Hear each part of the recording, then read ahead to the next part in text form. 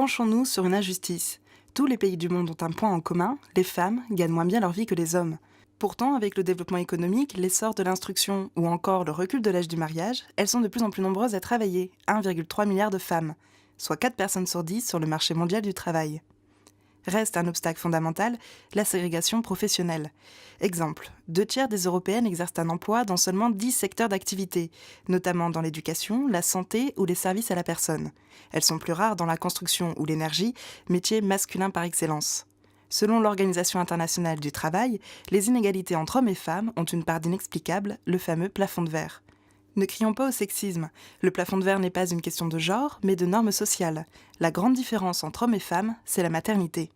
Suite à une naissance, les femmes sont 4 fois plus nombreuses que les hommes à travailler à temps partiel. Et dans la plupart des pays, les promotions sont toujours attribuées aux hommes. Les préjugés ont la vie dure, les mères seraient moins disponibles pour assumer de nouvelles responsabilités. En Europe, la Suède fait figure de bonne élève.